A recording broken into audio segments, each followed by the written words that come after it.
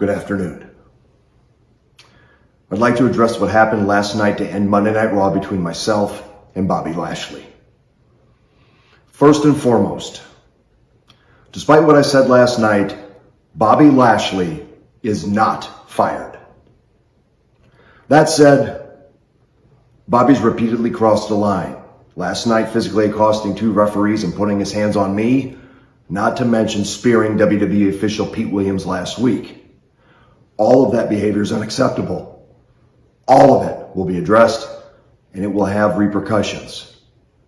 But despite that, I feel like I need to apologize to the WWE Universe for the way I conducted myself. In the heat of the moment, I allowed emotion to get the better of me. And frankly, I said some things I shouldn't have.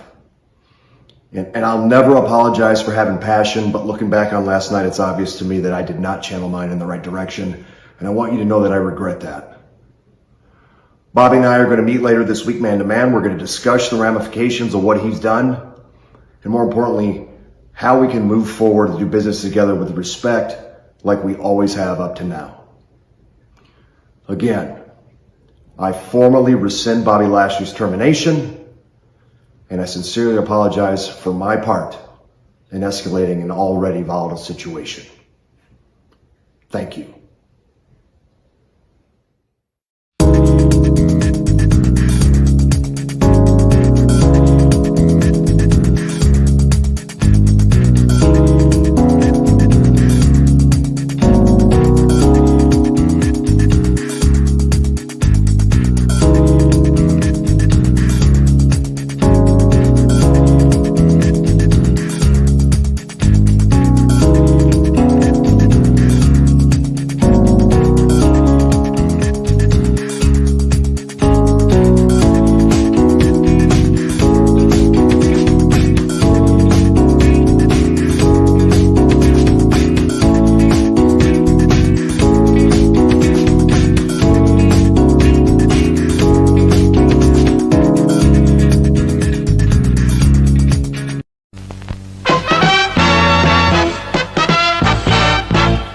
And now, preview time.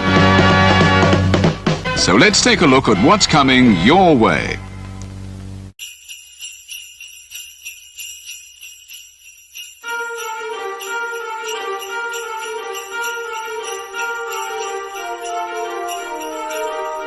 Ho, ho, ho!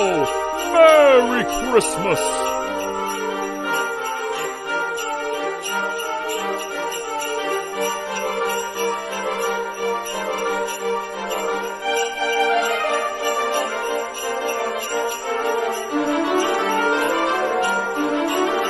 Ho, ho, ho! Merry Christmas!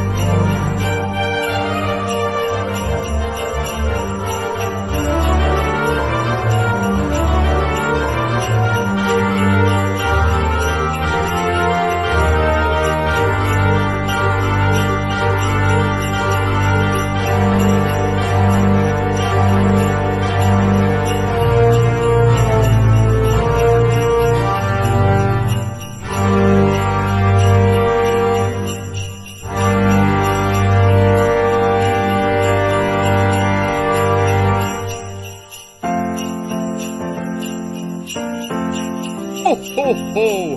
Merry Christmas!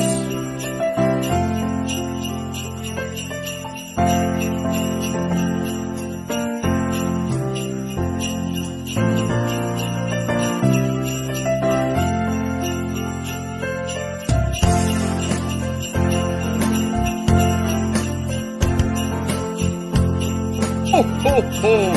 Merry Christmas!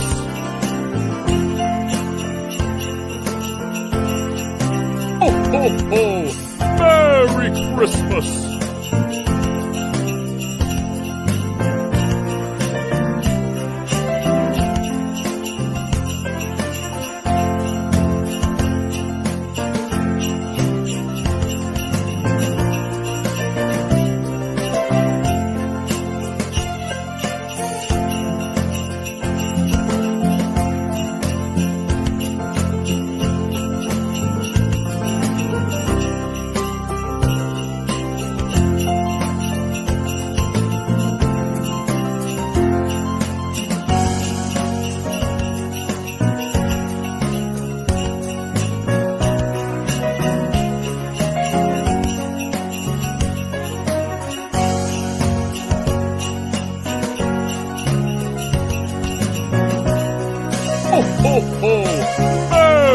Christmas!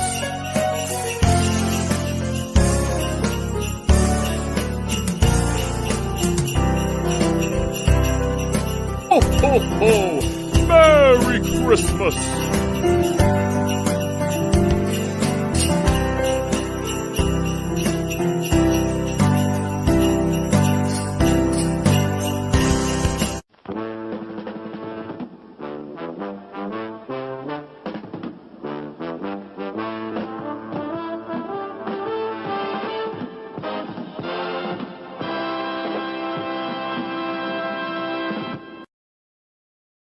The Jeff Meacham Network's Multiverse of Media. For over 15 years, the recognized symbol of excellence and the standard bearer in coverage of sports and entertainment.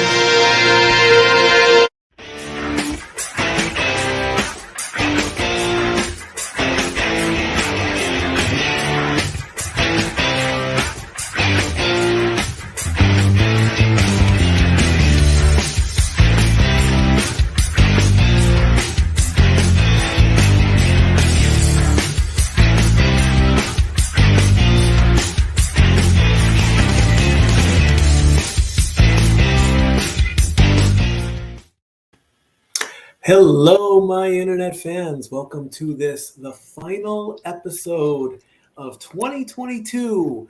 We're going to take our Christmas break a little bit early at the end of this episode, and we're going to come back in January of 2023. Dory Lou is not with us right now. She's getting ready for overnight work, so of course, as always, she sends her love and positivity towards everybody in the Jeff Meacham multiverse of madness. And believe me, in 2023, I'm looking forward to some great new things, possibly a new intro by the studio there. That'd be a shock to have a react video of a new intro. That would be amazing. You can do that. We got plenty of news to talk about. The gang's all here.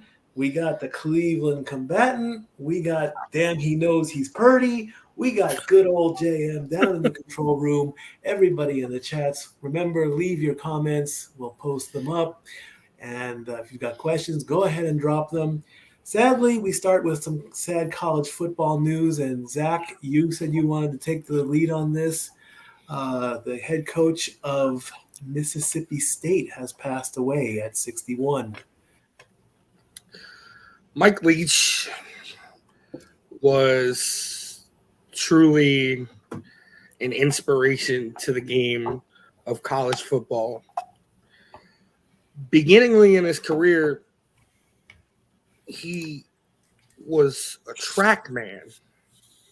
He wasn't even in a rugby guy. He played rugby too. And rugby as well at University of Utah.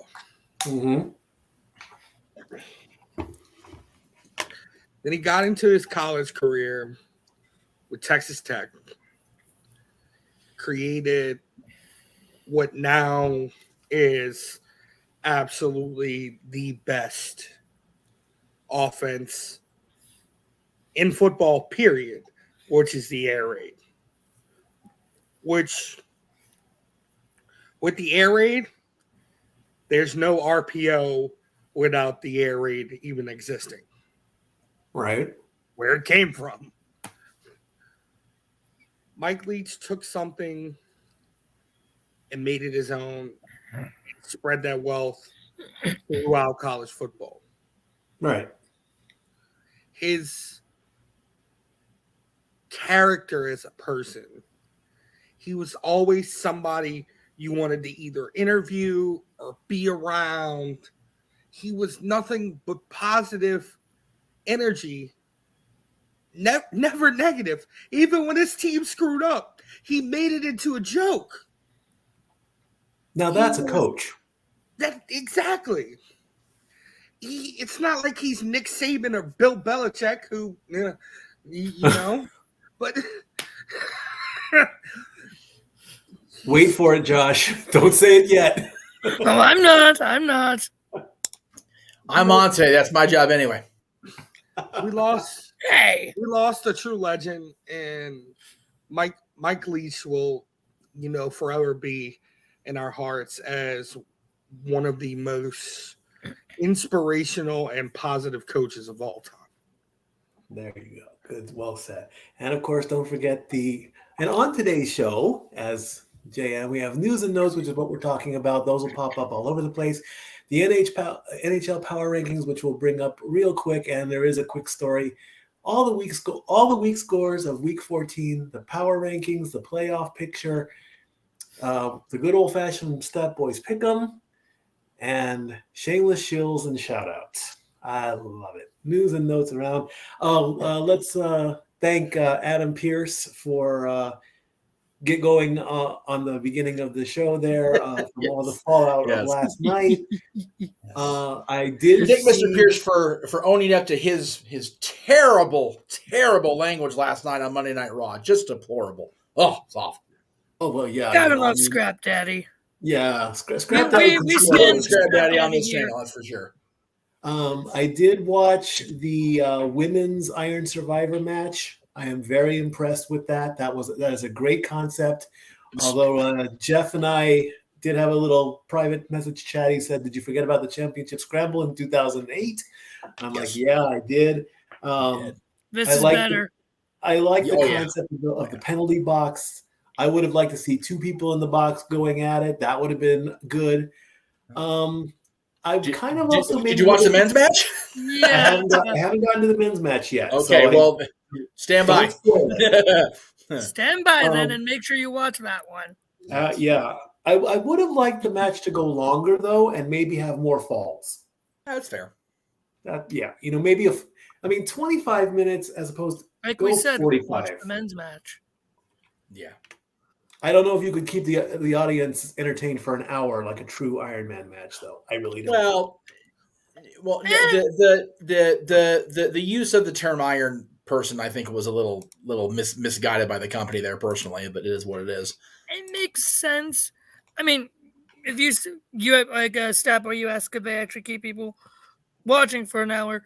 Remember, NXT had a fatal 4-way Iron Man match a few years ago for the vacant NXT title when Karrion Kross had to relinquish. It was Balor, Ciampa, Gargano, and Adam Cole. And holy crap, that thing was one of the best matches I've ever seen. So, and remember, Josh, NXT had an Iron Woman championship match. It was 30 minutes, yes, but it still kept the audience well engaged. That's because it was Bayley and Sasha, and they're freaking queens. I realize that. I'm just saying the NXT audience is perfectly capable of having their attention held for a half hour or even an hour. So. Oh, yes. NXT audience is one of the best audiences when they're in a good mood. Absolutely. Indeed. And congratulations. Thank you, Cleaver Collin. Long time to be in here. We're doing well. Happy holidays to you. Everything is A-okay, other than the cold weather in Tennessee, which I love. I love cold winters in Tennessee now. Cold winters in Tennessee don't compare to cold winters if there is winter in California. I've said it. Oh, there's winter right now. We had snow. Yes, not here, but specifically. But the lead story on the 11 o'clock a.m. news yesterday was rain and snow. I'm like, I'm in California, right? It's always the number one story in California when it rains. That's a given. Or snows. It's like, Jesus, give me a robbery or something. The lead story is rain. Like, what the fuck? You mean there was a day without a police chase? Oh my God. Oh. Well, I still maintain if the Mucker brothers would just not record those, and go live with them when they chase, those dumb fucks wouldn't do it in the first place. I do kind of miss a good California police chase. Oh, stop. Congratulations. Okay. I don't know how prolific it was when you were at the Mouse, Mike, but every time I go to the in-between to go grab my pregame meal, if you will, sure enough, if Eyewitness News is on, we're watching a car chase. I'm like, Mucker Father, really? Come on, man. I love that Eyewitness News. Mr. Producer, man, yes, yes could you? Thank you. Yes, this right here, Mikey. This right here. This is accurate. Yeah. This is accurate. Yours ain't nothing compared to ours, boy. No, it is 100% worse. Have you hit sub-zero temperatures? Yes. Oh, yeah, they do. Oh, yeah, they do. Well, if I ever get to your neck of the woods, and I'll make sure and I'll bundle up, and then I'll come out and I'll say, you know what? He's right. Congratulations to the New Day on becoming the first Triple Crown Tag Team Champions. It's your boys, the New Day. That's probably the most surprising thing, for real. They were the second, Mikey. FTR, the Revival was first. Yes, we don't talk about the Revival. Yes, we do. Hey, whoa, hey, hold it there, Skippy. Okay. I'm very much aware that the title of the show says Stat Boy Sports Bar, but if you look in the upper right-hand corner, you'll notice the names on the marquee are Casa D-18 Studios, and your brother loves the Revival / FTR, and Producer Man is most definitely a fan of FTR / the Revival. So you can take your Real Talk the Revival. This ain't Bruno. It sure as shit ain't Song of the South. We're talking about this. We're talking about that team. So there you go. Woo! So and we're not being like the Young Bucks saying F the Revival. No, that was the Hardys. That's right. So what's going to happen with the New Day? Are they going to stick down in NXT for a little bit? Are they going to come back to SmackDown? That appears to be the plan, yes. NXT and SmackDown's what I've heard. Yes, they're going to cross over back and forth in an effort to boost NXT's ratings and hopefully get SmackDown's ratings a little bit jump started too, because even they're starting to falter. Yeah, New Day may not be the first Triple Crown champions, but this reign does make Kofi Kingston have the most tag title reigns in WWE history. Yep, somebody finally passed. It was either Edge or Billy Gunn, one of the two.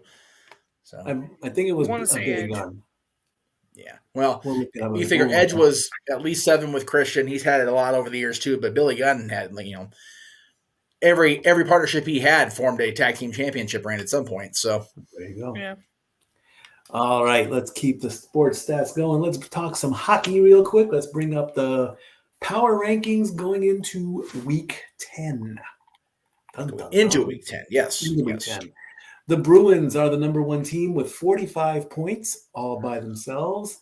The Devils right behind them at 44. The Maple Leafs at 42. The Knights at 41. The Penguins at 38. The Stars and the Jets are tied at 37. The Stars have a 15-goal lead. They have a 17-goal lead over the Jets, 106-89.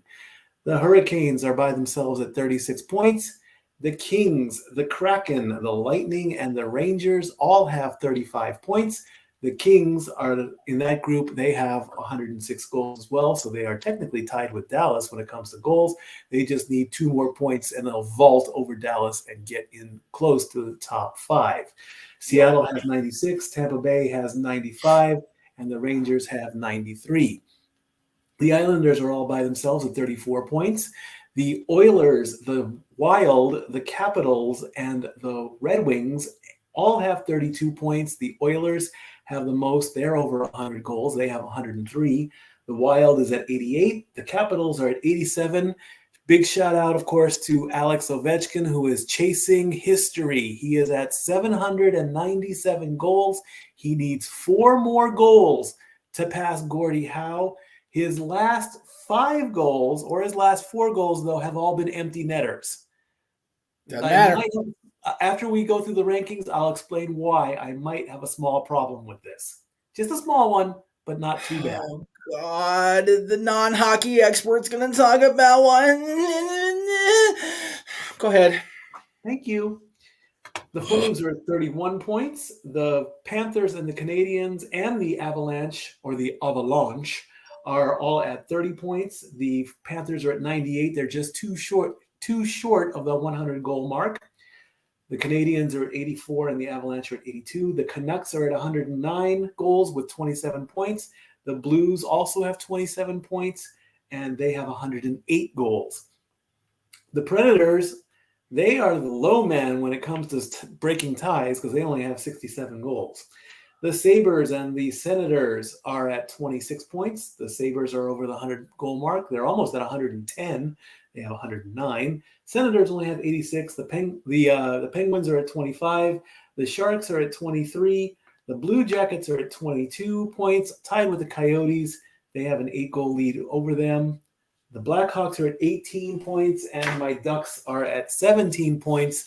A win tonight against the Maple Leafs, and if Chicago loses, will put them out of the bottom of the barrel, but who knows what's going on with the Ducks these days. We don't talk about them being in the bottom of the barrel. Now, here's my small little problem. A goal is a goal, okay? Yeah. But it's an empty netter goal. He didn't have to, it wasn't a serious enough goal.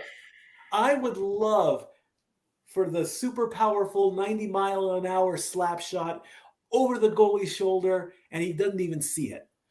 That would be a more entertaining goal than just a simple into the net it goes.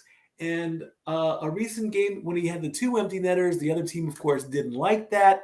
They thought that Ovi was showboating a little bit. He did like a little stutter skate before just pushing the puck in, and almost turned into a big old thing.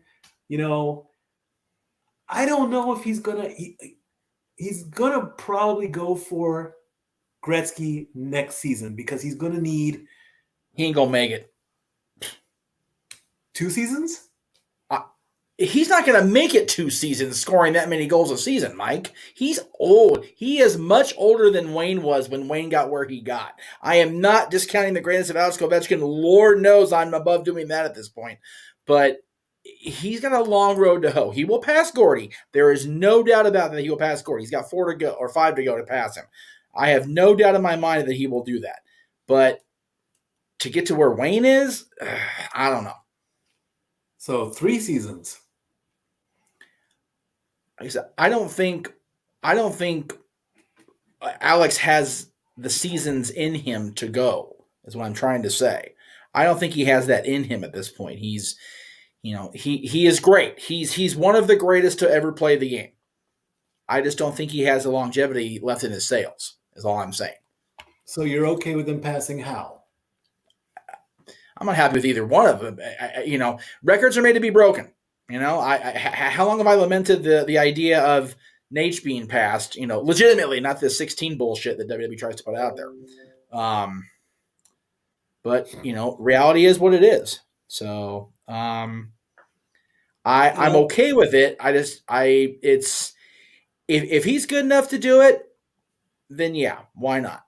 And I just don't know if it's going to happen for him because he's like I said, he's great. He's one of the greatest to ever play the game. I just don't think he's in a physically enough, point in his life where he's going to get, I don't know the Wayne number off the top of my head, so forgive me for that ignorance. I don't remember. 893. What is it? 893. You figure he's got 97 more goals, or no, excuse me, 893. He's got less than 100 now.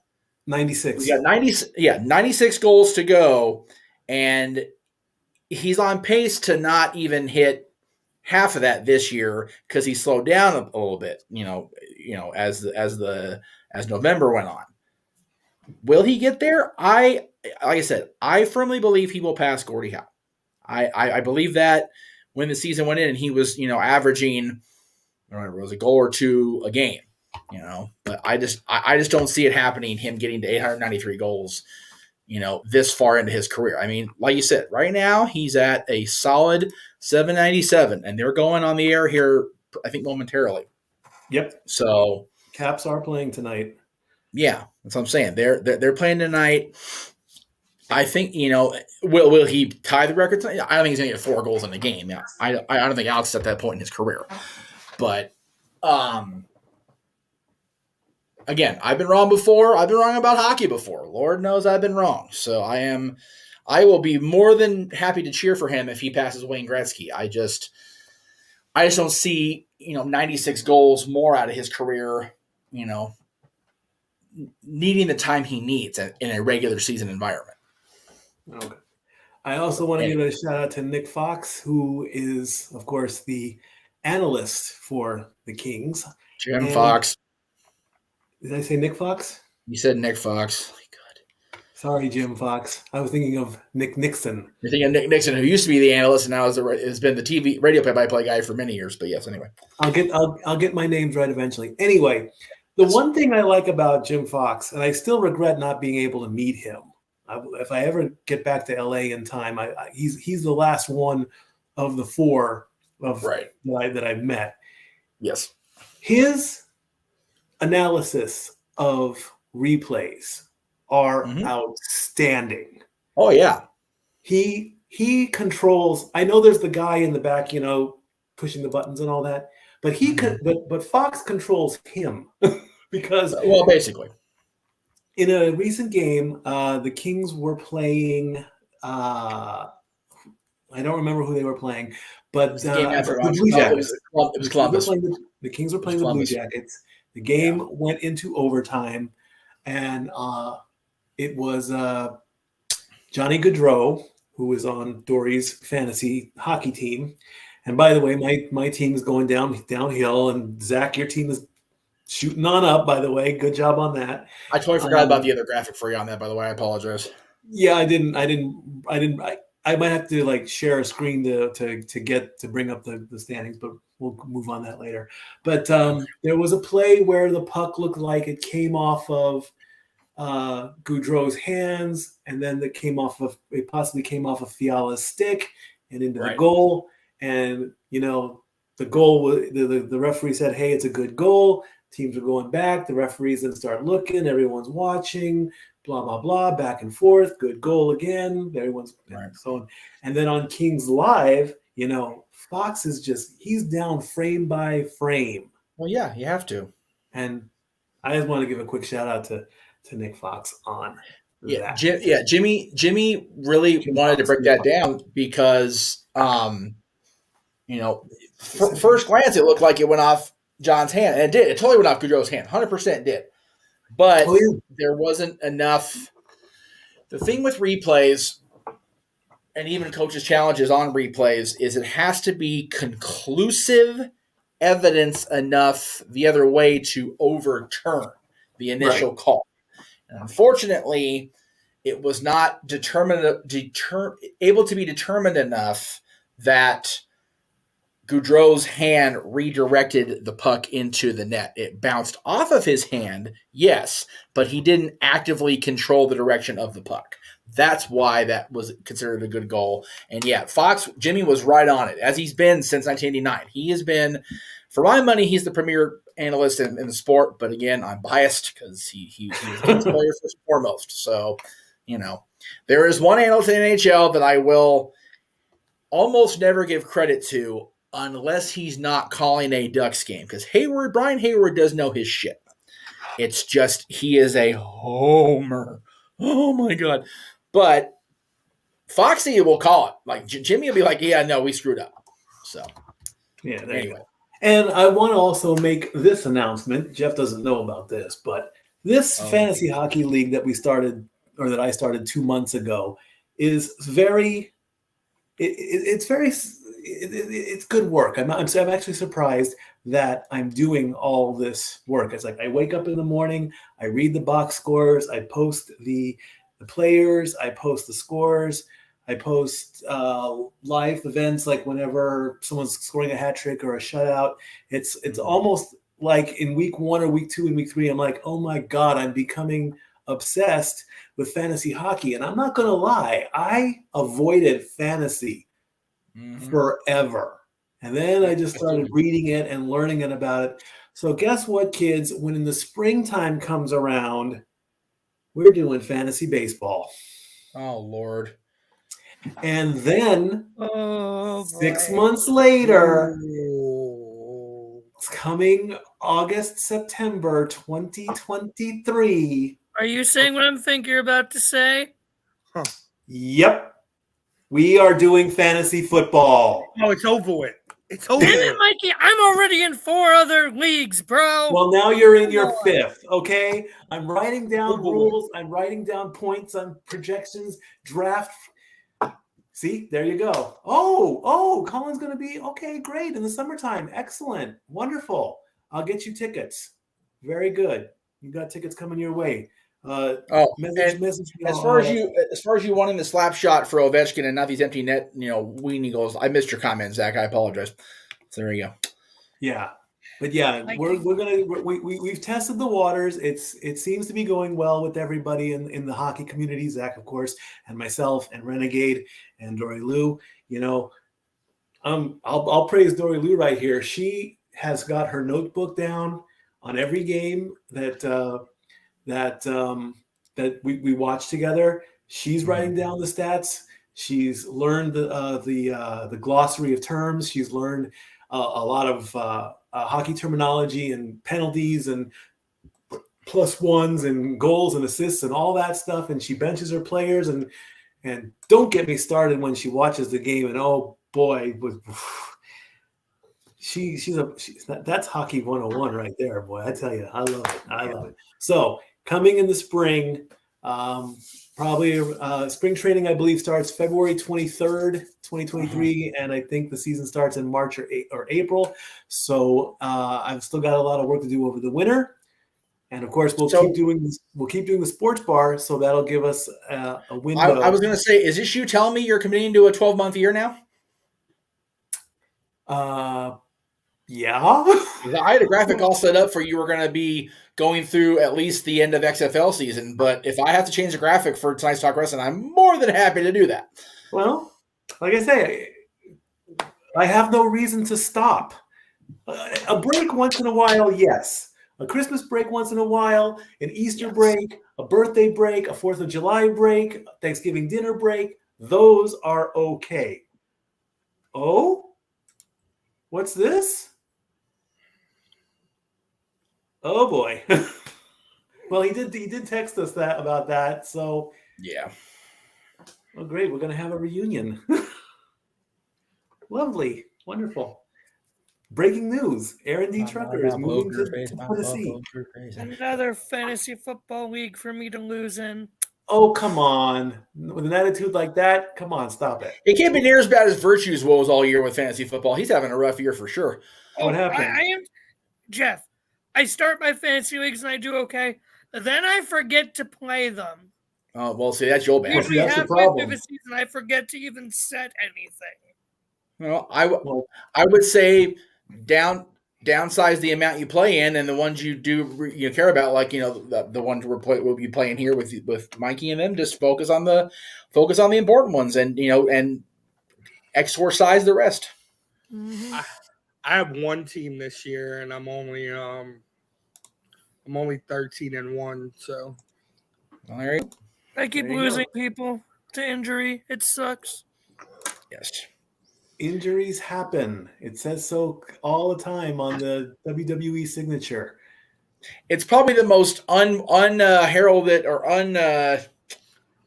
unused warning in the history of sports entertainment. Don't try this at home. Yeah, okay, guys. Don't try Ignored this is what I was at going home. for. Ignored warning. There you go. The most ignored warning. Yeah. Yes. I've been, I haven't been suplexed before, but I've gotten a number of finishers to me. Choke slam. I haven't It's gotten really bad Zach Gowan joke. I'm gonna leave alone and move on to the next segment. Let's see if I can. Can I share this? Let's see if I can I share don't know. this. Oh yeah, you can. There you go. There you go, Zach. Those are the current standings. ouch. Jesus No, Alex. Christ. You're only down by 50 points, and you're currently scoring the most in the week. You're almost there's 2 days left in the week, and you're almost on. You're probably going to hit, I would say, 75 easy. My yeah, well, I made a mistake with my team tonight, so Did the North All Stars enter late, or are they just that bad? They entered late. Okay. That is our eighth team that will guarantee an even playoff in the summertime. And this guy is a coworker of mine, and he's already saying he's just playing for the playoffs, and he's going to win the playoffs. So the other players have to keep an eye on that. So they're the current scores there. Zach, your team is fine. You just got to worry about catching the Habs there. That's all you got to worry about. I got to worry about my goalie situation. That's what I need to worry about. Jesus. Your goalies are fine. Stuart Skinner is doing a good job in his first 2 games that you put him into. Yes. Has JJ even bothered to sub Jersey back in yet? Yes. Good. Because He did he's put Jersey on playing a couple consistently good hockey right now. So the last thing we heard about Drew was day-to-day with a lower body. lower body today, yep. So at least he's not and that's out. all we're going to hear. It's lower body today. They're not going to give us any more information. No, they are not. We had a good talk about that yesterday. Since I'm actually part of the conversation today, we had a good talk about that yesterday. My blood brother Patrick and I were talking about that. Mm-hmm. We were talking about them announcing whatever the latest baseball signing was, not the one after Judge, because that was just ridiculous, but the one they announced after Aaron Judge's signing in baseball in general. We get all wigged out when there's all this money. It's like, I remember being a kid and not knowing how much money people were making and not giving a shit. It's like, as long as they go out there and pitch properly or hit properly or, score goals or whatever the sport may be, I don't give a shit how much they were making. Now, being an adult, you want more information. In this show many times. Well, right. And the thing is I have always been, even as a kid, not knowing all the information, but I've always been taught as you get rewarded based on your performance in life. And that's just the way life is and should be. But, the discussion was, how can we not sign this guy? It's like, well, we have the GM. The GM runs the Dodgers. We've got ownership in place, including Magic, and we've got coaches. Somebody on that scouting team or in that office didn't see fill in the blank here and fill in the person here, and that's why. Oh, wow. It's like, Patrick, you're a fan. You don't have to understand everything that's going on. As long as the team is performing or playing well enough for them to earn your continued season ticket renewal, that should be enough for them, and it should be enough for you. Even before the social media age terminology started being used, I feel like a lot of sports fans, including me, I'm not going to throw myself under the bus, are way too entitled to believe that we need all the information. Now, if I'm going to a meeting with Luke Robitaille about season ticket prices going up, I want the fucking information. Like, why are these seats so goddamn expensive, Luke? And why and I'm way inside baseball here, so forgive me, but why after dicking us around for an entire summer with many different temporary representatives are we told, oh, by the way, we're going to totally carve your section out of the arena in 2 years and move you anyway? That was a discussion after the fact. Because I found that at opening night. I found out because Dad wasn't there because he was coming back from Orlando with my brother from Florida, from Disney World. So I had to be the one to get that news and break it to him, and there were more conversations after. That's one thing, but the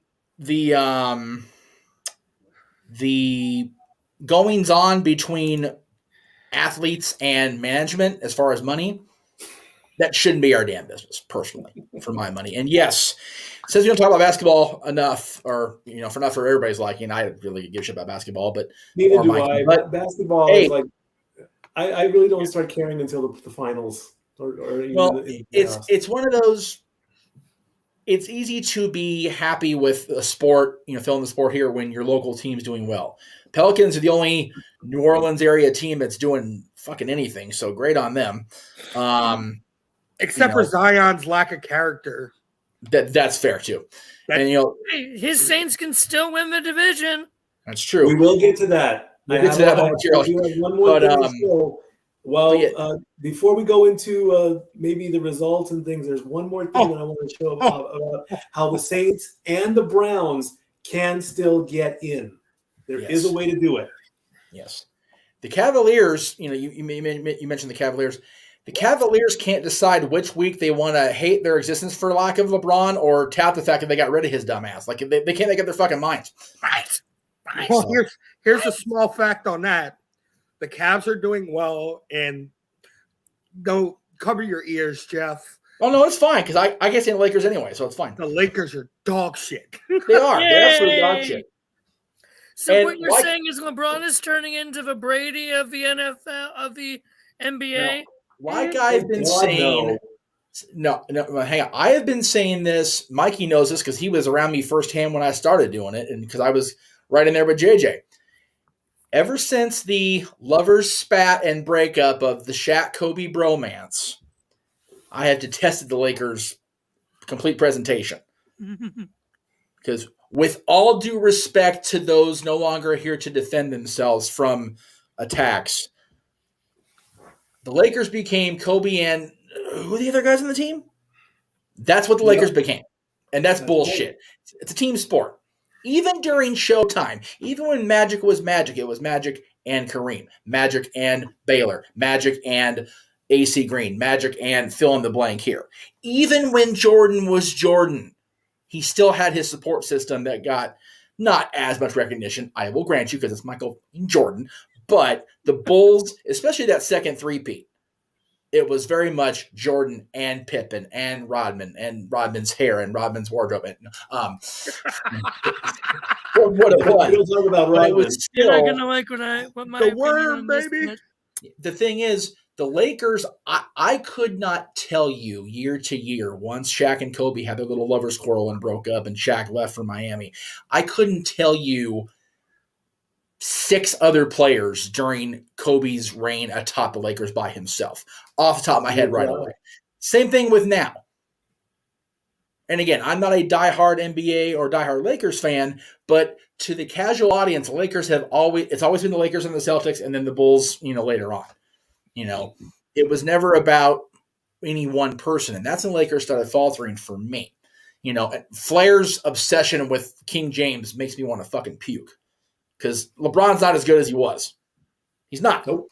And Nate, and well, neither is Nate, but that's a whole other show. Anyway. Right. Anyway. But All right. yeah, LeBron ain't what he used to be, for sure. But you are going to kill me for this, so I'm just gonna go hide now before I say this. LeBron is still the NBA GOAT. Well, no, he Get is the hell out of my sports bar. No, just hang on. I will go ahead. Come on back, Josh. Don't be scared. I'm not even really on screen. My picture's just there, so that's okay. He just said LeBron is the GOAT. No. Okay, LeBron is one of the greatest statistical players to ever play the game. I'm not Bullshit. even gonna I said one of. Bullshit. Excuse you? He had one title in LA. His other titles are meaningless. Excuse you? Yes, I am saying it. I am saying LeBron James is the same as Brady. He is not my GOAT. Stat boy. I'm talking complete stats, not championship title stats. So stat boy Mike needs to let me finish my point on stats. Thank you, stat boy. Now, you're welcome. Championships, he's got less than Magic, less than Jordan, less than fill in the blank here. Cool for them. Do you know what championship trophies do? They signify greatness, and then they collect dust on a shelf. That's what they do. I'll agree to that. Statistical points, rebounds, all that little thing in the box score is what also gets you those fat contracts. Wins get you fat contracts. Yes, championships are wonderful. But overall, if you look at his stats, especially the first time he was in Cleveland, when he had to pick up the slack from everybody goddamn else, because everybody else was, riding the coattails like a show pony in Heat. Not Miami, actual Heat, like animal Heat. But even then, he went to Miami and bolstered that already awesome roster. He came here, bolstered what was a roster that had great potential. I am not going to sit here and suck on the LeBron teat because Lord knows I think his personal attitude sucks a dick a lot of time. When it comes to his on-court shenanigans. Mm-hmm. But at the same time, if you look at the overall stats, I won't even put him in top 5 because I do see Zach's top 5 comment there. But Yeah. LeBron I would is top 5. it's a very vague, broad statement, but he is one of the best to ever play the game overall. Is he better than Jordan was in his prime? I will never say that. Is he better than Kobe was in his prime? I won't even say that. Okay. Is he better than Magic? No. I think, and again, different positions, different strokes, different folks, but I think that Magic's role in history and his subsequent ambassador role as a Lakers ambassador, as a human ambassador, is going to be his lasting legacy more than Magic's time on the court, which was phenomenal in a time where Showtime, everybody was fucking phenomenal during that era. LeBron's not near as bad as Robinson. I mean, that's comparing apples and freaking tangerines. But LeBron's attitude, especially the way he left Cleveland, was bad for him. His rep. I will agree to that. So First time especially. Right. I mean, that was straight shady. Like people were comparing that to Hogan's heel turn. Like, who was the bigger asshole? Like, I mean, I remember where I was that night. So, I remember where I was when he returned. Right. It's just one of those deals, and it's But is he one of the greatest? Yes. Is he the greatest? I will never say that. First of all, it's too subjective to say that. Second of all, I don't think we can we'll pretty ever much be- all be in agreement as to who the GOAT in basketball is, and that's Michael Jordan, without a doubt. Yes. When it comes to straight statistical information, you are 100% correct. Thank you. But there's also Wilt Chamberlain, who had how many points in one season? Uh-oh, I hear Dory. She Am I about to said get in she agreed trouble? with the stats, but when it comes to a fan base, I believe she's saying that LeBron is in there as are we saying fan base as entertainment value as well? Zach, what's your last name? Hey, how you spell your last name again? I say Huh? that Michael Jordan. Spell your last name for me in the chat, because I forgot how I spell it already. Say that again, Dory. She's saying it. Hold on.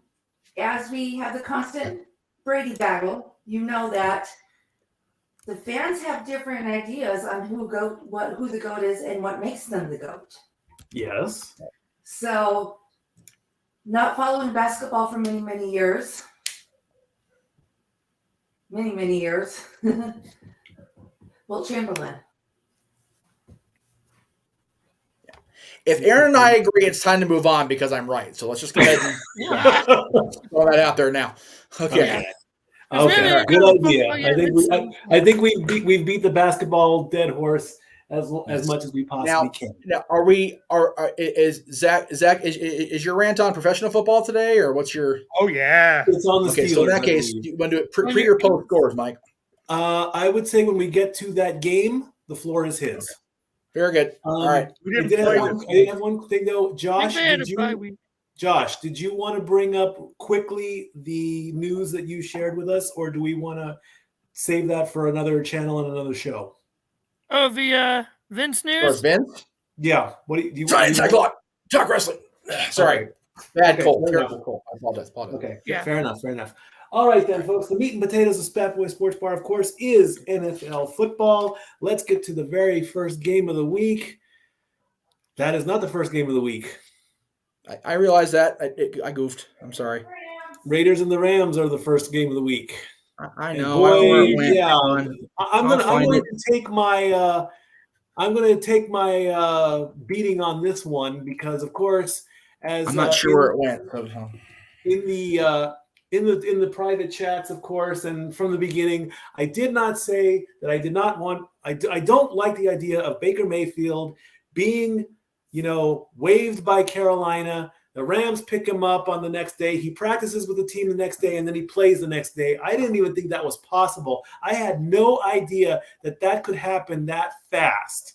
So that's That is the business of football. Usually I thought that football players had to go through like legalities, contracts, health screenings, tests, make sure they're physically fit, get a hotel, get an apartment, find schools for your kids, all that good stuff.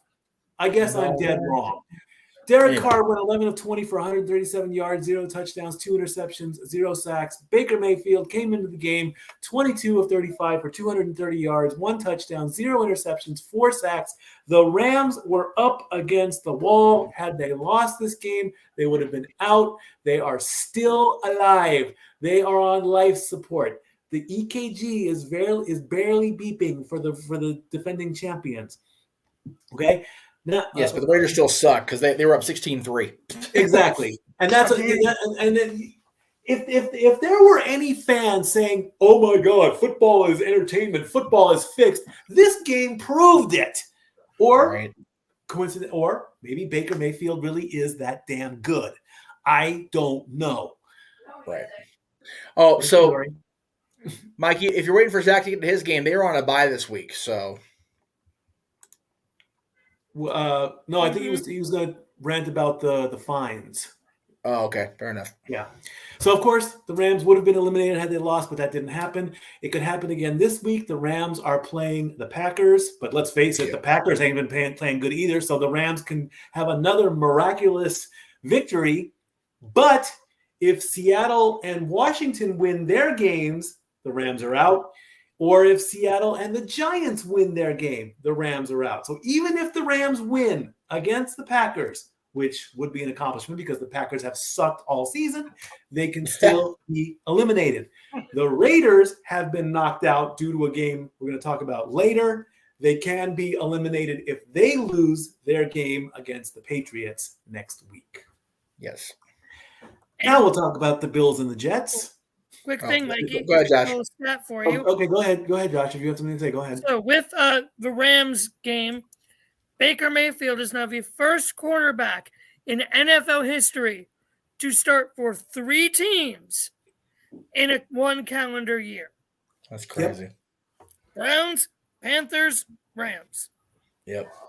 Like I said, it's amazing how the business of football works, that a player can be cut from one team, picked up by another, get him on the red eye, put him in a uniform with a brand new jersey, and let him play. I thought there was always going to be some kind of cooling off period, but what do I know, right? Yeah. All right, the Jets lost to the Bills 20-12. Mike White went 27 of 44 for 268 yards, 0 touchdowns, 0 interceptions, 3 sacks. Josh Allen went 16 of 27, 147 yards, 1 touchdown, 0 interceptions, 3 sacks. The Bills have won 4 straight games and have won at least 10 out of 13 for the 7th time in franchise history. The Jets have lost 4 of the last 6. They are trying to break that 12-year playoff drought. The Jets have fallen out of playoff position. That will be shown on the playoff picture at the end of the results. The Jets play the Lions next week. If the Jets win and eliminate the Lions, that gives a boost to the Vikings. Of course, the Lions, we'll talk about them in a couple games.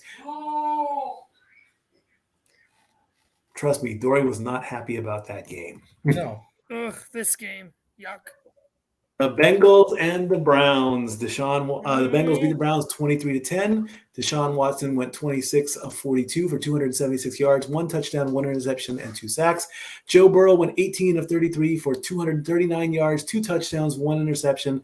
The Bengals have ended a 5-game losing streak against Cleveland. The Bengals have won 5 in a row. The Browns play the Ravens next week. The Bengals play the Buccaneers. If the Browns lose and the Chargers win, or the Browns lose and the Jets win, or the Browns lose, there's a factor in here, and the Patriots win, that's it. They're done. But if the Browns win, they are still alive. Now, if I can bring up this handy dandy little machine on ESPN.com, it's called their playoff machine. And basically what it's kind of like their road to the playoffs. Let's see if I can bring this up. I hope I can bring this up. Is it up?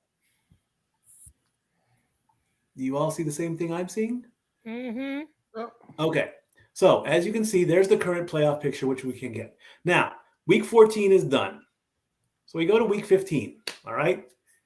After every game in the week, the teams can switch up. So obviously, the Browns need to beat the Ravens. So we will give them that win. Now, the Patriots would need to lose to the Raiders. That would put Los Angeles in. We'll also give them a loss against Tennessee, just for giggles. And let's say that the Lions beat the Jets. That would put the Patriots back in the 7th seed. So if we go to week 16, Browns versus Saints, we need the Browns to win that matchup. No offense, Zach, but there's also a way for the Saints to get in as well. Yeah, I'm not sorry, Zach, if we beat you. I know. Whatsoever. New England would be playing Cincinnati, and New England would have to lose that one. And the Jets would have to lose to the Jaguars. Let's put that in there. And let's just say the Colts lose against the Chargers. That puts the Patriots back in the 7th seed. If we go to week 17 with the Browns beating the Washington, lo and behold, there they are. They would be in at that point at 8-8. Then all they got to do is beat the Steelers, and they could be in at 9-8. That, my friends, is how Cleveland gets into the playoffs. Josh, will it happen? I don't know. I think we're more concerned right now with just getting Watson comfortable, getting him ready for next year. I think that's where we're at. What did Dory say? She was singing On a Wing and a Prayer. Oh, thank you, Dory. Yeah, I don't know. I don't know how we're going to beat the Birds next week. That's going to be an interesting one. Or this week, I should say, because it's Saturday. Yes, there are 3 games on Saturday this week. On the NFL Network. So. Oh, I hate that. Yes, I agree. Yeah, so if we do, I don't know. All I know is I don't know how we're going to beat the Ravens since so what happened to the Ravens last year with all their injuries has happened to us this year because JOK is on injured reserve now for the rest of the season. Yes, Zach. Well, luckily for you, they probably won't have their starter or their backup. So True. We actually have a chance to beat the Ravens. Yeah, you do. They'll have Trace McSorley more than likely. You just gotta hope their defense sucks and our offense, does something more, and just give the ball to Chubb. And let's quickly let's go back to the playoff machine. Let's quickly do the one for the Saints as well, because I did figure out a way to get the Saints in. Obviously, of course, you would have to beat the Falcons in week 15. That shouldn't be hard. They're starting Desmond Ridder. There you go. It is the Saints. So Seattle would have to lose to San Francisco. That would put Washington in. Then we have New York. New York would have to beat Washington. That puts Detroit in the 7th seed. That makes 2 people happy that I know of. And 1 person that's not too happy currently. So without getting killed by the 2 people I know that like the Jets or that like the Lions, we're going to put the Jets beating the Lions temporarily. We'll go to week 16. Now, of course, this is the matchup. Again, we have to put the Saints over the Browns because they have to win without a doubt there. The Vikings will have to beat the Giants, which they probably will. And no, I'm not jinxing it. So let's get that out. Let's get that out of the woods right now. Seattle would have to lose to Kansas City. So we'll put that in there. And that's good. And Washington would have to lose to San Francisco. We go to week 17. and we have to put the Eagles losing to the Saints. Oh And no. we have to put the Colts beating the Giants. And there was one other one. Washington would have to lose, of course, to Cleveland. And there was one, and then we have to go into week 18 even further, and the Saints have to beat the Panthers. The Cowboys have to beat the Commanders, and Seattle would have to lose to the Rams. And we have to get rid of Tampa Bay now. And we have to say Tampa Bay loses to that. And there was and there's the Saints in the 4th seed as division champions. Yeah, it's not going to happen. Oh my God, Zach! Come on. Well, Not to be bagging on the Saints because my son Zach is also a Saints fan, but that's not saying much about the division. And you would knock Brady out of the playoffs. That would be excellent. But that's how you get the Saints into the playoffs. Come on, Zach. Have a little faith here. Okay, listen. So Atlanta's doable. Cleveland's a walkthrough. No offense, Josh. And then we go up against Cleveland's a walkthrough, and No, you ain't. No, we ain't. Oh no! You're gonna get your butt whooped, Saint boy. Oh. Yeah, I said it. Hold on. Wait, Jeff. I need Jeff for a second. He's there. Is he? No, he's muted. No, I'm here. Oh, there you are. Is there a way to set up a watch along between us for that game? Ooh. Not without violating a shit ton of copyright stuff. No. Well, I mean, like how you do it with the pay-per-views. Okay, so yes, there is, but let's talk off air and not tonight because we got to get the show moving. Got it. Yeah, Okay. agreed. All right. So, but I just wanted to at least share that and let you guys know that there is ways to get you guys into the playoffs. Who's knocking at the door? Is that Tyler? Hopefully Tyler, considering it's not just now. I gotcha. All right. Jeff, congratulations. The Cowboys beat the Texans, but let's face it, the Texans were already eliminated, so it was almost a gimme. Congratulations, the Cowboys beat the Texans. Those are oxymoronic statements, but thank you anyway. Barely. 16 of 21 for 175 yards, 0 touchdowns, 1 interception, 0 sacks. Dak Prescott went 24 of 39 for 284 yards, 1 touchdown, 2 interceptions, 1 sack. The Texans were looking to break a 7-game losing streak, but the Cowboys said no.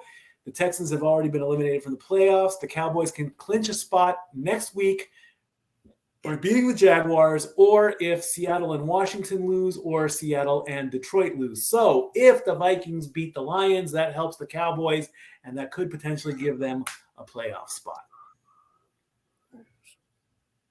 And here's the game that Dory doesn't want to talk about. The Lions beat the Vikings 34-23. Kirk Cousins went 31 of 41 for 425 yards, 2 touchdowns, 0 interceptions. He got sacked 3 times. And she blames me for it. Jared Goff went 27 of 39 for 330 yards, 3 touchdowns, 0 sacks. The Vikings were looking to clinch their division title with a win or a tie. It didn't happen. The Lions said, no, we still want to stay alive for the playoffs and play spoiler. The Lions have been known to do that in a couple seasons. They've won 5 of their last 6, and they are trying to get in the playoffs, which hasn't happened since 2016. In the last 5 games, they have scored more than 25 points. So again, all the Vikings have to do is beat the Colts next week or have the Lions lose. Next matchup is the Steelers and the Ravens. Tyler Huntley went 8 of 12 for 88 yards, 0 touchdowns, 0 interceptions and 1 sack. Mitch Trubisky went 22 of 30 for 276 yards, 1 touchdown, 3 interceptions, 1 sack. Lamar Jackson went out with a knee injury. Tyler Huntley was placed in concussion protocol, and they had to bring in Anthony Brown for a little bit at quarterback. Baltimore plays Cleveland next week, and the Steelers play the Panthers. Zach, what team are we talking about again? What team is your rant on? Oh, the Saints. It's on the Saints. Okay. The Eagles beat the Giants 48-22. Fucking useless Giants. Jalen Hurts went 21 of 31 for 217 yards, 2 touchdowns, 0 interceptions, 4 sacks. Daniel Jones went 18 of 27 for 169 yards, 1 touchdown, 0 interceptions, 4 sacks. This win has officially given the Eagles their playoff spot. They are in. The division is still up for grabs. Yeah. You all right there, brother? Oh yeah, I'm peachy. The last time the Giants made the playoffs was in 2016, but due to this loss, they are out of their division, and the Eagles play the Bears, and the Giants play the Commanders. Next matchup, the Jaguars upset the Titans. I have no idea how that happened. 36-22 was the final score. What happened? The Jaguars beat the Titans. I know. What the crap happened there? That's what happens when you take the ball out of Derrick Henry's hands. Yep. And I don't even think I have the stats on that game. Jaguars have a over 500 record. Let's just throw it out there and right there. There it is right there, yeah. Wait, they're 5-8. Hold on, I'm getting the stats right now. I'm sorry, wrong. I was looking at Tennessee's record, but even still, the Jaguars have 5 wins this year, which is for them is a basically might as well be a 500 game or season. Especially with Tony Khan in the front office. I'm being kicked out of my chair. Hold on. Oh boy. Okay. Howdy, y'all. Dory, Okay. yay! Oh, hi. Just a real quick one because I got to go finish getting ready for my overnight shift. Good to see you. You guys too. All right, so Jaguars. Lawrence went 30 for 42, 368 yards, 3 touchdowns, no interceptions, and he was not sacked at all. Now the Mr. Disappointing Ryan Tannehill went 25 for 38 for 254 yards, 2 touchdowns, 1 interception, and he was sacked 4 times. Ooh. The Titans offense guards are not doing what their job. Okay. That's what I've got. I don't have any of the extra details that Mikey does for y'all. All right. Well, thank you, Dory. We appreciate you. You want to keep going? I don't know. What time is it? It's 8 o'clock. 8 I o'clock. can do one more. You can do one more. I'll do one more. Yay! All right. Ravens and Steelers. No, I already did that one. Yeah. Oh, Okay. Nope, did that one too. Yep. Ooh, the Chiefs and the Broncos. Okay. Patrick Mahomes showed up and Wilson whatever Wilson does. So the Chiefs took that one 34-28. Mahomes went 28 for 42, 352 yards, 3 touchdowns, but he also threw 3 interceptions and was sacked twice. Over on the Broncos side, we've got Wilson went, let's see, which order did this go in? Well, we'll go with Wilson first. He went 23 for 36 for 247 yards, 3 touchdowns, 1 interception. And again, don't know if I'm saying this guy's name right. Ripien was also in there, 4 for 8. He only threw for 16 yards, 1 touch, but he did get a touchdown out of that. He also threw an interception, and between the two of them, they were sacked 6 times. Broncos, get your offense guards in order. and they are out. Oh, yes, and the Broncos are now out, period. They have no chance in playoffs. Yay. Poor Russell Wilson. That's it. Aw. And I will turn things back over to Mikey so I can finish getting ready to go. Love y'all. Nice to see you. Nice to see you too, Go Dory. Vikings. Go. Oh, there you go. If Russell Wilson didn't get hurt, the Broncos would have won that game. That's fair. I agree. He was Next on matchup. fire. The Panthers beat the Seahawks 30-24.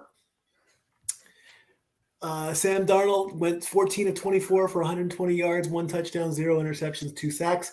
Geno Smith went 21 of 36 for 264 yards, 3 touchdowns, 2 interceptions, and 3 sacks. The Panthers have won 3 out of the last 4 and pulled even with the Falcons in the NFC South. But let's face it, we're all disappointed in the NFC South because not one of the teams has a record over 500. The Seahawks have lost have lost against all 4 teams in that division. The Panthers play the Steelers next week. The Seahawks play the 49ers. Zach, go ahead. Small stat about this game. This is Go the ahead. 8th game this season. The Panthers have had 200 yards rushing, and this is minus Christian McCaffrey. That's crazy.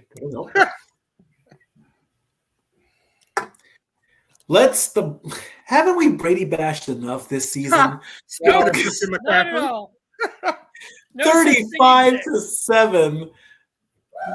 San Francisco beats the Buccaneers, puts their record to 6-7. Again, nobody in the NFC is above 500. Let that sink in, because that is the way the playoffs are designed.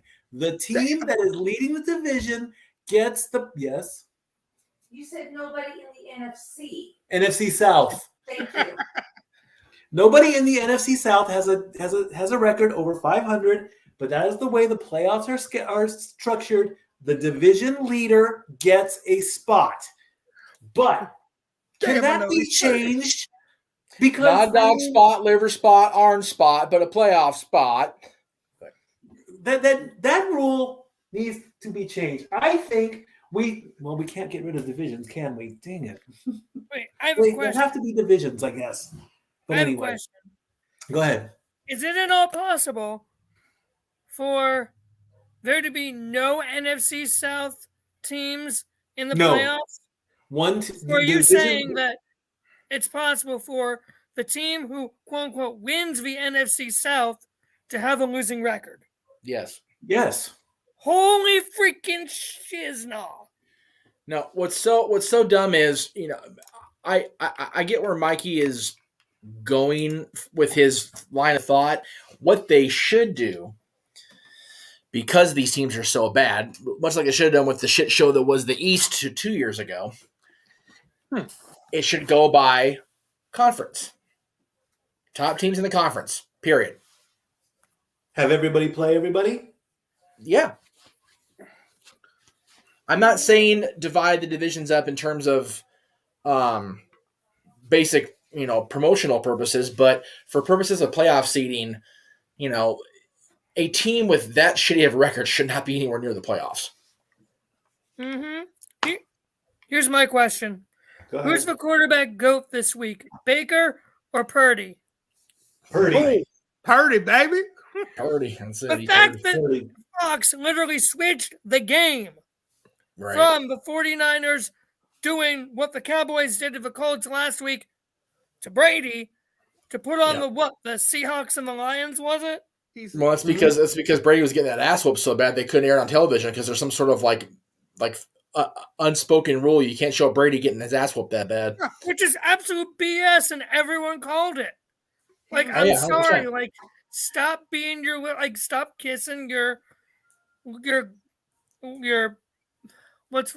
poster boy's ass. And let me say before Mikey moves on to the next game, once again, this correlates directly with the lack of the power of the pussy. And I say that. Just think about it now. When did Aaron Rodgers' decline really start? Week when 3. he and Danica broke up, yes or no? Mm-hmm. Season. He's going through a divorce. All right, so there you go. Go ahead, Zach. I'll elaborate on that. I'll elaborate on that, Jeff. The lack of pussy. To be fair, you work where you work, Zach. You know firsthand how powerful that is. So Exactly. The lack of pussy for Tom Brady has caused him to lose to a rookie who was also Mr. Irrelevant. So let's let that sink in. Exactly. And he lost to the Damn, I know he's Purdy. Yeah. Brady is now lost to his former backup's backup. Like he is sad, and he may have all that money, but he's swimming in it all by his damn self at this point. Anyway, Mikey, sorry for using the P word to get on your show. Did you put Daniel's comment up real quick? Possibly. Yes. I would put it up.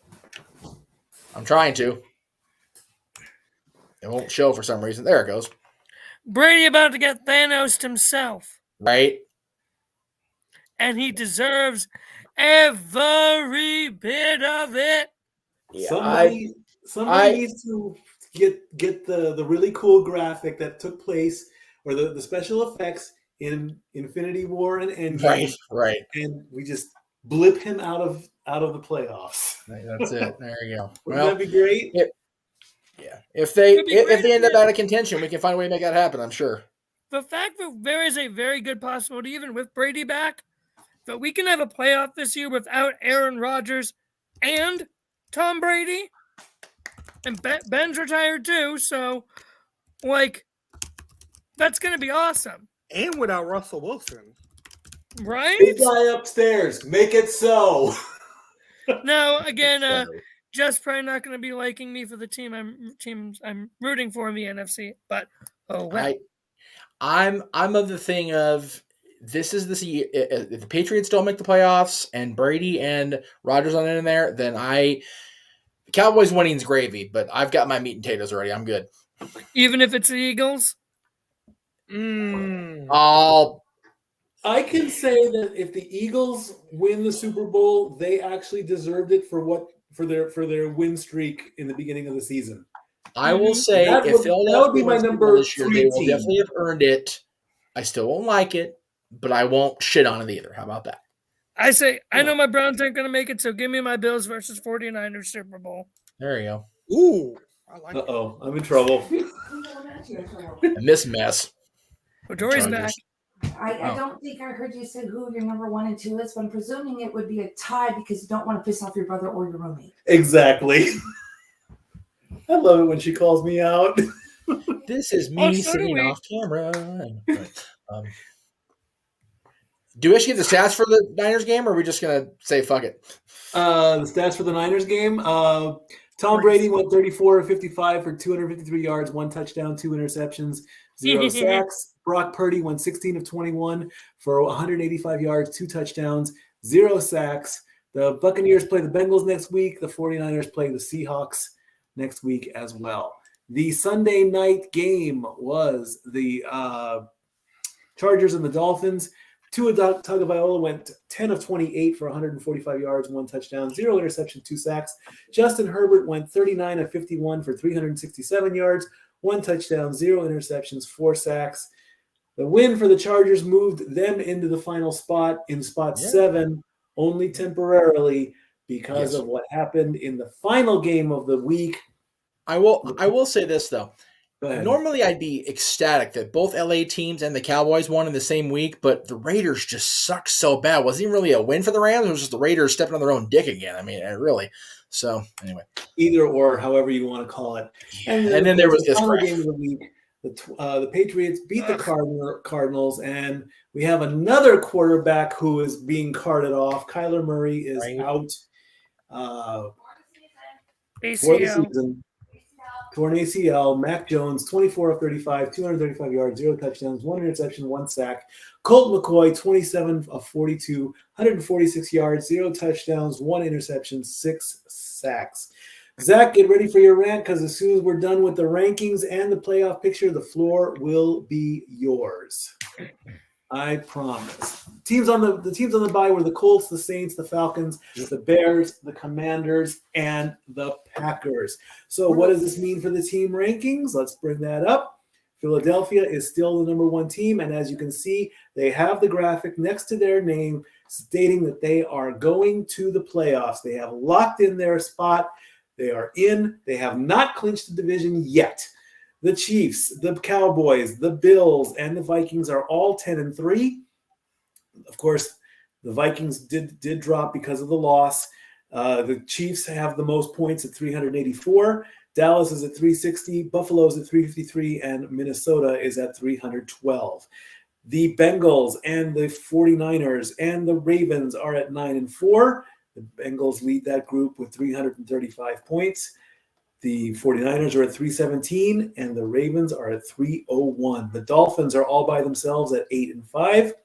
The Giants and the Commanders are at 7-5-1. The Giants have a 14-point lead over the Commanders, 257 to 253. The Seahawks, the Chargers, the Patriots, the Jets, and the Titans are all at 7-6. Seattle leads that group at 342 points. The Chargers are at 295. The Patriots are 276. The Jets are 264, and the Titans are 241. The Lions and the Buccaneers are at 6 and 7. The Lions 349 points over the Buccaneers at 224. The Raiders, the Browns, the Jaguars, the Falcons, the Packers, the Panthers, and the Steelers are all 5 and 8, with the Raiders and the Browns over 300 points. The Jaguars and the Falcons at 294 and 288, respectively. The Packers are at 263. The Panthers are at 260.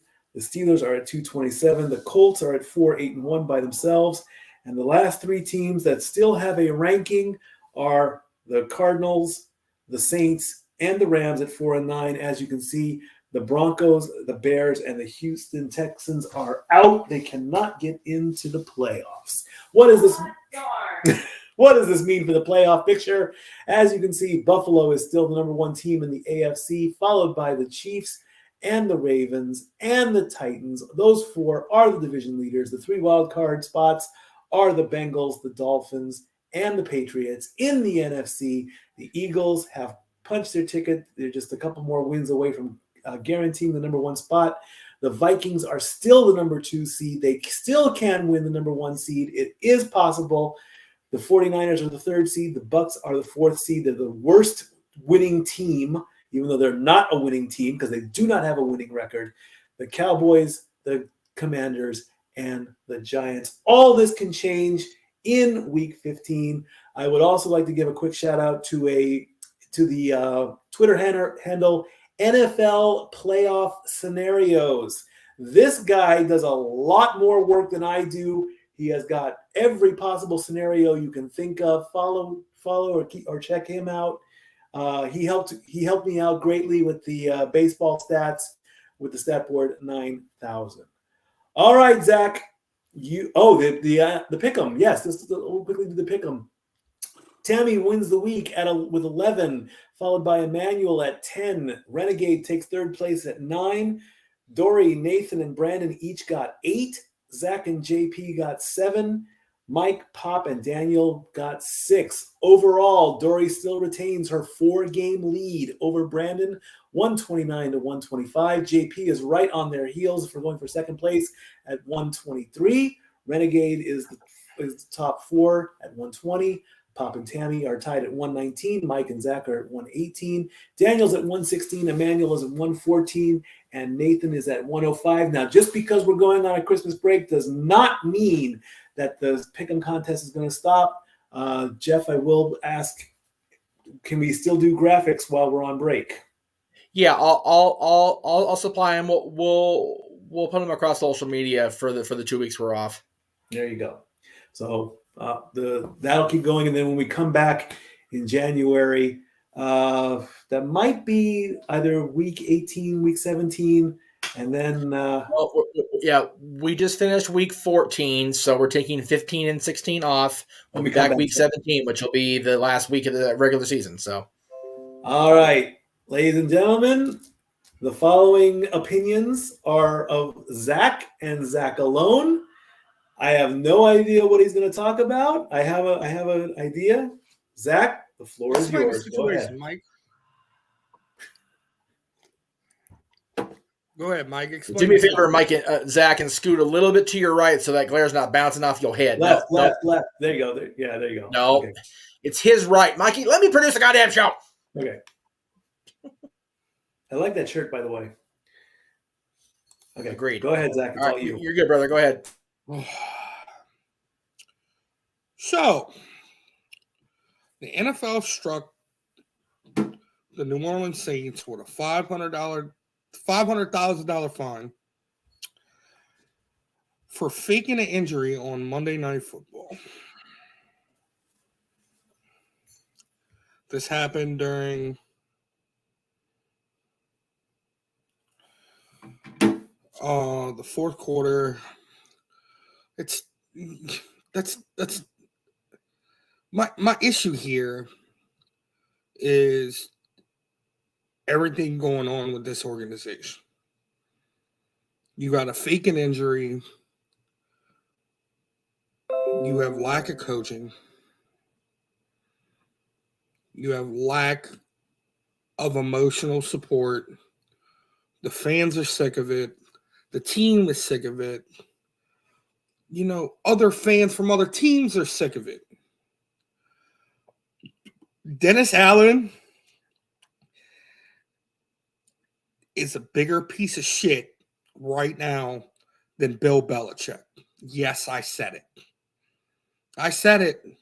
He's a bigger piece of shit than Bill Belichick. He needs to be fired.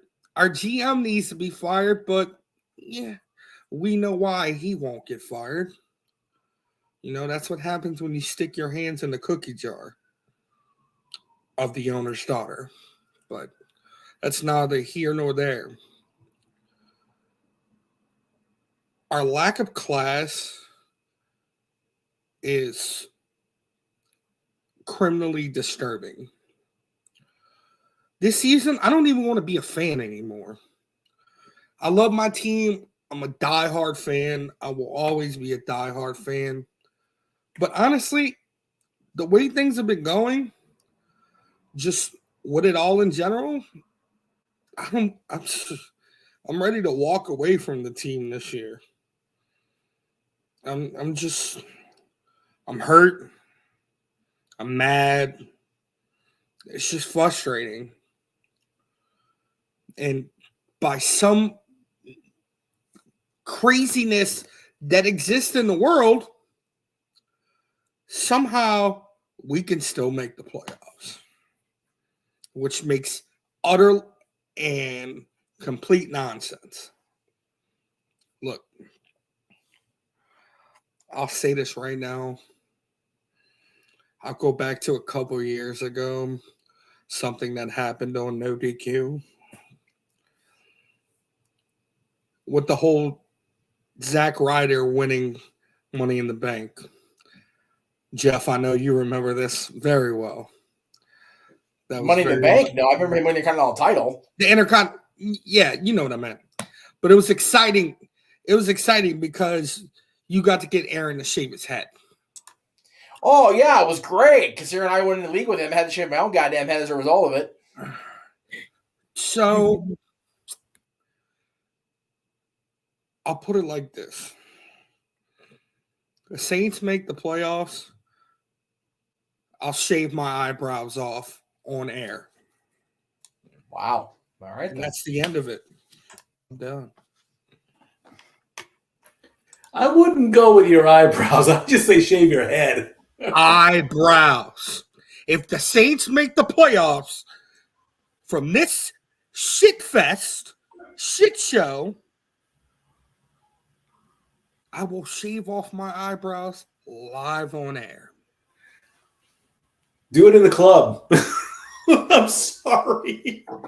This is going to be I would normally be okay with that because, you know, in place of employment, it's a bigger humiliation thing, but can't risk non-YouTube stuff going across the screen behind him and him not knowing it. Okay. Yeah. Wow. So, Zach, you ready to have the beauty that happened to Aaron and Jeff happen to you? I'm for it. Yeah. I mean, I'm down for a good shave. Hell, I need a good trim coming up soon. Right? I mean, that would have been a great thing. I'm surprised we didn't think about it to have have Dory Lou shave my head. It's no big deal to me. I really wouldn't care. Yeah, I'm for that. Amen to that. Oh, she would love that. You know, I mean, yes. So wait, so we come back in when? 2 weeks after New Year. After the week. The first Tuesday of 2023, whatever that is. So we'll come back the day after the national championship. Yes, sir. Yeah, that'll give us something to talk about. I feel like we should give our national championship predictions. Go for it. I am going with. Sorry, Josh. Sorry. No, you're not. You already know where I'm going. Don't even say you're sorry. It's all big blue. For the AFC, you're saying? No, we're talking No, about he's saying No, college the football. CFP. Oh, that. Yeah. No, Zach. No. You better watch your. You're still gonna have all your eyebrows at this point, buddy, and you better watch that. Yeah. No. Jeff, my buddy, old pal, help me out here with this one. OH. Io. There we go. Well, you're taking Ohio, you're taking Michigan. I might as well just say, how about them Bulldogs? Because they're everywhere. You know, Somebody call Shivani. He has a new fan. I know. It's like the college football fans out here. You know, you've got your Tennessee Vol fans. That is a fact. You've got your Roll Tide fans, and you've got your Georgia Bulldogs. And I almost want to say it's even between those three. I see them at work all the time. And I acknowledge all three teams. If I see somebody wearing the Crimson Tide, I will say go Roll Tide, just out of respect. If I see the Bulldogs fans, how about them Bulldogs? If I see the Vols, I'll say go Vols. But since the Bulldogs are the only team of those three that are actually going for the title, that's why I'm picking the Bulldogs. See, I got a California. My bowl. Well, one of my local teams, which is Tulane, is playing Is that your team, Jeff? What's that? The Trojans. Okay, so my my thing with USC and UCLA is very complicated. Ditto. I'll say that. Yeah, Mikey can vouch for it. He knows why. Oh yeah. On one side of my Casa family is very much the red, the burgundy. The other side, including the birthday girl today, are very much that big Bruin blue. So it's very hard for me. I'm not quite so fickle as Mikey. We're all bandwagon hop like a freaking show pony in heat, but I tend to lean more toward UCLA because I've rooted for them longer. It honestly really doesn't matter to me beyond the Ohio State Buckeyes. So, My bro, yeah. Fuck Roll Tide. that I will agree with because, and not to hate on Conrad. Everybody knows about Conrad Thompson, but God, I'm so sick of Bama. I'm over it. Shouldn't we be saying fuck somebody else too? We'll get to that. I think that's how we're going to end 2022. There you go. Thinking that he is out of the playoffs. Like I said, if we could get away with merchandising that, it would make a fortune. But we can't. Well, if I can find a way to get some sort of what's it called? Interpretive version of his likeness on a shirt with that phrase, I will make it happen. That's what the show in 23 is going to be about. Is all our interpretive versions of the songs, which is why we can get away with singing them. So are we saying that this is going to be my first official potential merch? Yeah, right. Well, you know what? You totally stole that from me and my dad, so I don't know if I can actually let you have it completely, but we'll see. Maybe they'll put your Cleveland combatant stuff on the back of it. There you go. Speaking of which, Mikey with the segue. I love you for that. Thank you, sir. You're welcome.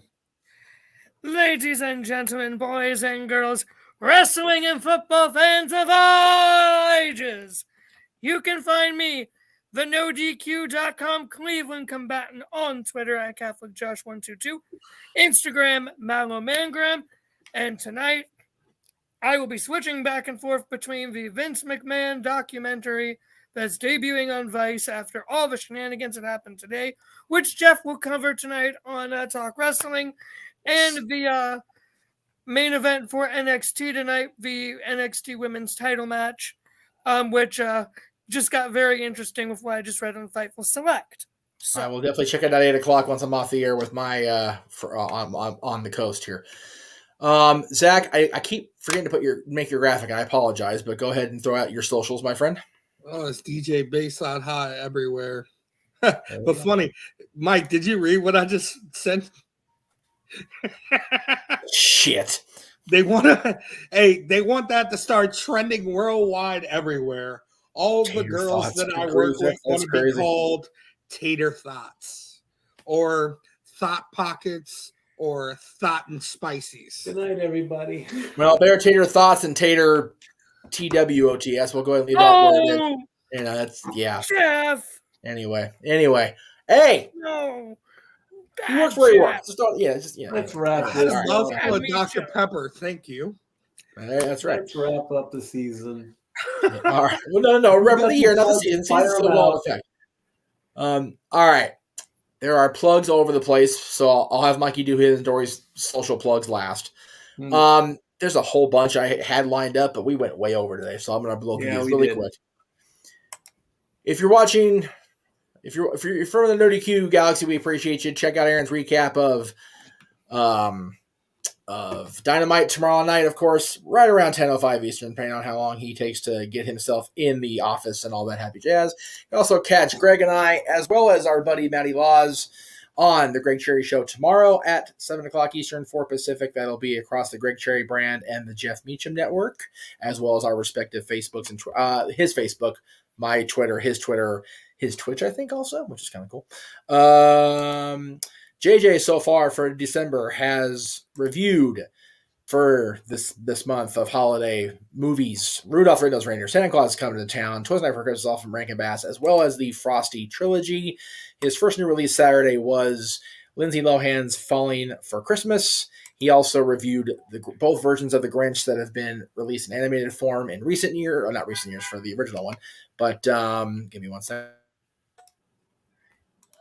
And then, of course, he had his week of movies about Christmas featuring wrestlers or, starring wrestlers. That was all last week. Love you too, bud. This week, he is on his Salute to Scrooge. They, of course, went up the Reginald Owen version, which is JJ's, I believe, favorite version of Christmas Carol. So check it out today. Tomorrow, Alistair Sim.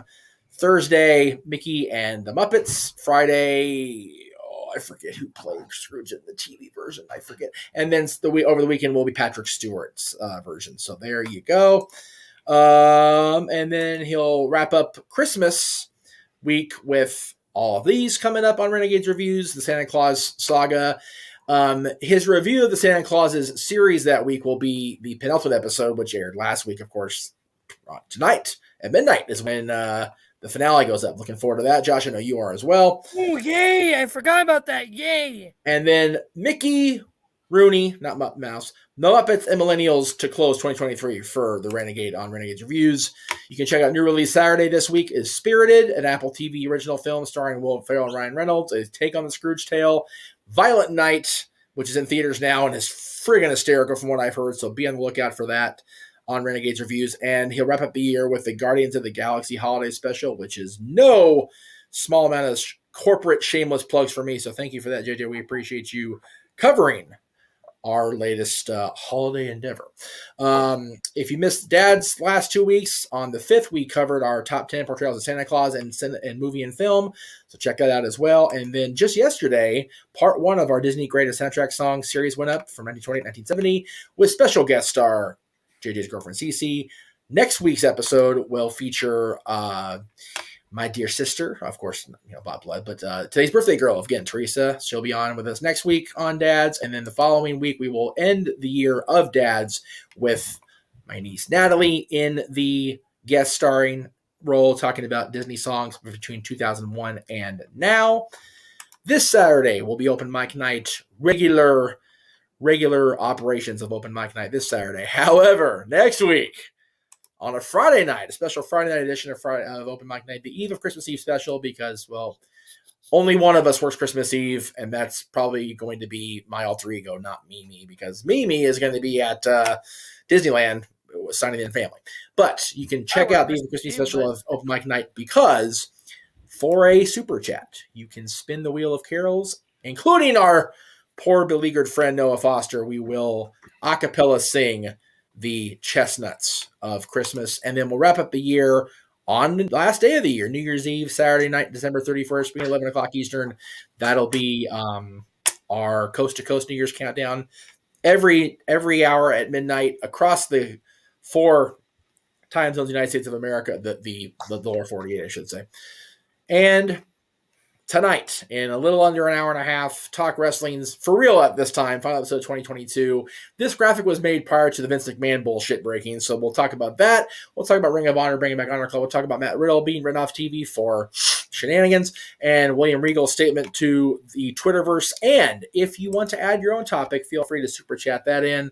Come up tonight, and of course, you can catch Mikey and Dory coming up in 2023 throughout the playoffs and the XFL season, and apparently all year long with MLB, NHL, and all that covered. So be on the lookout for us to return on this show in 2023. Follow us on Twitter at LBStatKid1977 and Hathaway Lou. Like I said, we are going away for 2 weeks. We're taking a Christmas break, but the pick'em stuff, the rankings, all that stuff will be across the social media sites. So this is not goodbye. We're just taking that long winter's nap. We've got, work to do. We're going to have a nice little Christmas dinner here with our friends, and then when we come back, we'll get ready for the playoffs. I'm looking forward to all this new fantasy stuff that I've been working on. 2023 is going to be, not super new, but just new stuff, and I'm very grateful that I have my brothers and my family and all you guys in the chat room and all the people that comment, the entire Casa Studio, the entire Jeff Meacham Media of Multitude Madness. I'll get it right eventually one of these days. I am very grateful and happy that we all get together and we just talk and we do so much, and we want that next level. Who knows? I might pop up on my Twitter feed watching a football game and say, hey, this is what's going on. You never know. Buy a shirt, by the way. Buy our shirts. Go to teespring.com and check out everything. Actually, buy that one on Pro Wrestling Tees, but that's okay.